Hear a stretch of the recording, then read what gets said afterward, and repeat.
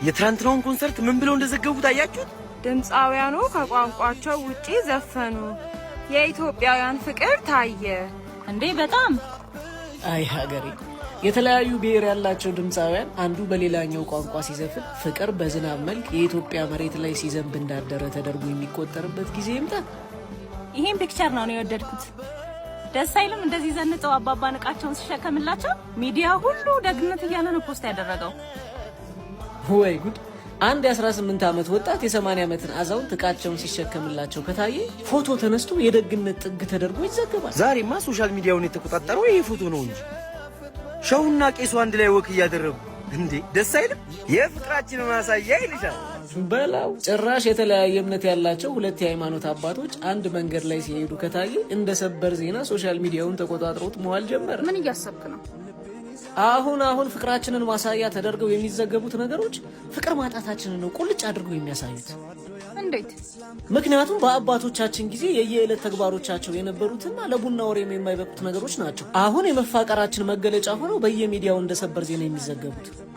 በልሻውን ቅዳሴ ያለብኝ ስላልከኝ ነው አለ ሰዓት የገባውልህ። ቶሎ ሂድ። ምንድነው? ሊፖስቱን ነዋ። ለምን? ሙስሊሟ ለክርስቲያኑ የዋለችለት ውለታ ብለው። ውለታና ግዴታ ያቁም እንዴ? ወደፊት በዚህ አካሄዳችን ልጇን የምታጠባን እናት ወይኔ ደግነቷ ማለታችንም አይቀርም። አፈር ያስበላ። ቻው።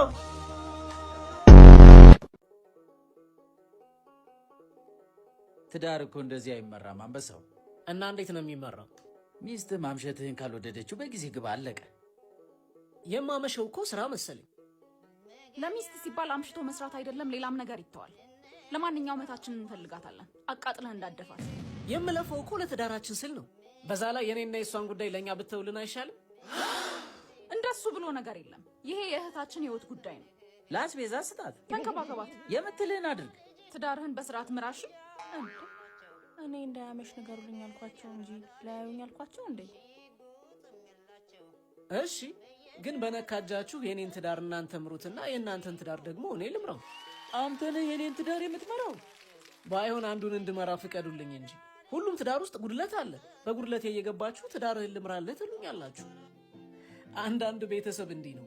እሱና የሱ የሆነው ልክ ሆኖ ያኛውን አካል የተሳሳተ አድርጎ ይኮንናል። አለፍ ሲልም ትዳርህን እኔ ካልመራውልህ ይላል። ኖ ይሄ ቀይ መስመር ነው። በቤተሰብ ጣልቃ ገብነት ምክንያት የፈረሰውን ትዳር ብዛት ቤት ይቁጠረው። የእናንተን አላውቅም። እኔ ግን የወደፊቷ የልጆቼ እናት ሚስቴ ሆይ ቤተሰቦቼ እገዛቸውን እስካልጠየቅን ድረስ በፍጹም በትዳራችን ጣልቃ እንዳይገቡ አስጠንቅቂያቸዋለሁ። አንቺም ቤተሰቦችን አስጠንቅቂያቸውና እሺ ካሉሽ በውስጥ መስመር ጻፊልኝ። በዛውም ሲንግል ነኝ እያልኳችሁ ነው። ይሄ ጣልቃ ገብነት ግን ኢትዮጵያ ውስጥ ብቻ ነው ወይንስ መላው ዓለም ላይ ነው ያለው? ፎሎ እያደረጋችሁ ሀሳባችሁን ኮሜንት ላይ አስቀምጡልኝ። አንቺ ለትሽ ምን አንቺ ብቻ አንቺ ለትሽ እባክህን ልጄ ትሞትብኛለህ። እባክህን ልጄ ብቻ ምን አንቺ ብቻ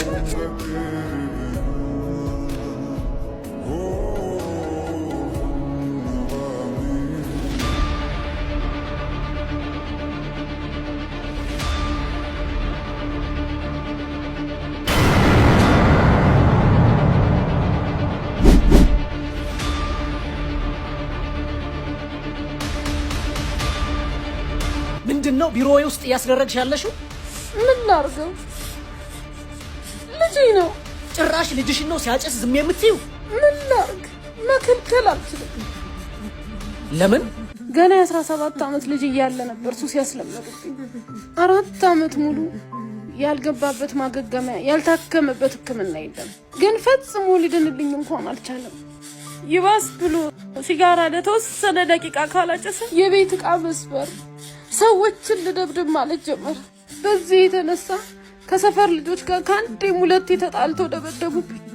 ያው ልጄ በሰው እጅ ከሚሞትብኝ ብዬ አጠገቤ አድርጌ ሱሱ እስኪገለው አይኑን አያለሁ። አንዳንዴ ከሁለት መጥፎ የተሻለ መጥፎ የምትመርጥበት ጊዜ አለ። ልጄን በቁሙ ቀበሩ። እነማን?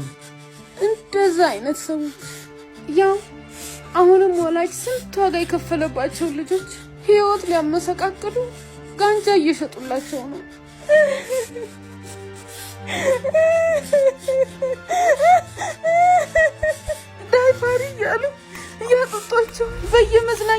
ቤታቸው እያስገቡ ያስጨሳቸው፣ ምርኩዜ ሰበሩት፣ ብርሃኔን አጨለሙት፣ ገንዘቤን ጨረሱት፣ ተስፋ ይነጠቁት።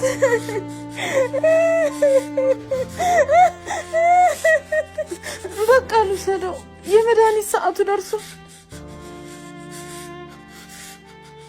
ድህነት ያጎበጠውን፣ ኑሮ ውድነት የተጫነውን፣ ጦርነት ያሰለቸውን ምስኪን ኢትዮጵያዊ ወላጅን ያስመረረው ሌላኛው በሽታ የልጆች በሱስ መውደቅ። ለታዳጊዎች አደንዛዥ እጽ የምትሸጡ በየመዝናኛ ቤታችሁ እያስገባችሁ የምታስጭሷቸው ሰዎች በእግዚአብሔር ፍቅር አንድ ጥያቄ ልጠይቃችሁ እስኪ።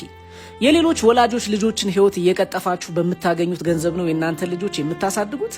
ከዛስ ልጆቻችሁ አድገው ሊጦሯችሁ፣ ሰው ሊሆኑላችሁ? መልሱን ለእናንተው ትችዋለሁ። ይህም ቪዲዮ ግን ምናልባት ለእነዚህ ሰዎች ቢደርስና ልባቸው ቢራራ ሁላችሁም ሼር አድርጉ። እኔ የምለው የአንቺ እርግዝና ግን እኔ ስሰራ ማየት ብቻ ነው እንደሚያምረው?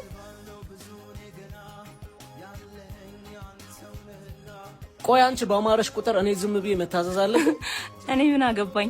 አልታዘዝም ካልክ ልጅህ ቂጡ ይጠቁርልሃል። እሱንማ ብዬ ታዘዝኩ። ከዚህ በኋላ ግን በአእምሮት ሰበብ ምንም ነገር ማዘዝ ነው። የመጨረሻ አንድ ነገር ብቻ ስታደርግ ማየት አምሮኛል። በጣም ውድ የሆነ ልብስ ለብሶ የዘነጠ ሰው ታፈላልግና ለዘናጭነትህ 10,000 ብር ልሸልም ብለህ ሰተኸው ቪዲዮ ቀርጻ አምጣልኝ። ምን የሚሉት ትዕዛዝ ነው ደግሞ ይሄ? እምቢ ካልክ ልጅ ላይ ሽታ ይወጣበታል። ለምን ማዲያት አይወጣበትም? አሁን ምን የሚሉት አምሮት ነው ይሄ? ያማል እንደ አንተ ሰውዬ። ይቅርታ እናቴ ይቅርታ። አቆሸሽከው እኮ በጣም ውድ ልብስ እኮ ነው። የስ አገኘሁ።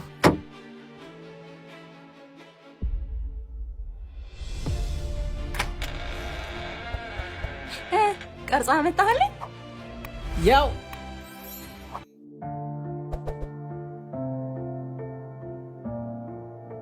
ከሷ በላይ ያንተ ውድ ልብስ እንደሆነ ታውቃለህ? አረ የኔ ርካሽ ነው። ማን ነው ስምህ? ማሙሽ። ከየት ነው የመጣኸው? ከሶዶ። በቀን ምን ያህል ሰዓት ትሰራለህ? 12 ሰዓት። ስንት ብር ትሰራለህ በቀን? 150 ብር፣ 200 ብር። እቁብ ትጥላለህ? በቀን 150 ብር እጥላለሁ። ከወንድሜ ጋር ሆኜ ከህፃኑ እንዲነኝ። ለቤተሰቦች በወር ምን ያህል ትልካለህ? አንድ 2,000 ብር ያው የሆነ ነገር ልካለኝ። ወደፊት ምን ማድረግ ነው የምትፈልገው? ያው እኔ ህይወቴ እንደሚቀየር ብቻ ነው የምፈልገው። እንደምታየው። አሜን፣ ይቀየራል። የለበስከው የሥራ ልብስ በጣም ውድ ልብስ እንደሆነ ታውቃለህ? አረ እሺ እኔ ላስረዳህ። ይሄንን ልብስ ለብሰህ በምትሰራው ስራ ገንዘብ ታገኛለህ። በምታገኘው ገንዘብ ደግሞ ራስህን ታስተዳድራለህ፣ ቤተሰቦችን ታግዛለህ።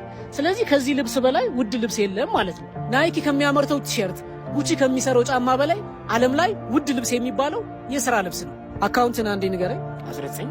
እሺ ማሙሻ፣ አንተ በውድ ልብስ የዘነጥክ ጀግና ስለሆንክ በአካውንት ያው 10,000 ብር አስገብቼልሃለሁ። አሜን አሜን። በርታሽ ወንድሜ፣ ያለበት መስመር ልክ ነው። ነገ የተሻለ ቦታ መድረስ ትችላለህ። በርታልኝ ወንድሜ። ና የኔ ውድ። ይህ ድራማ አይደለም።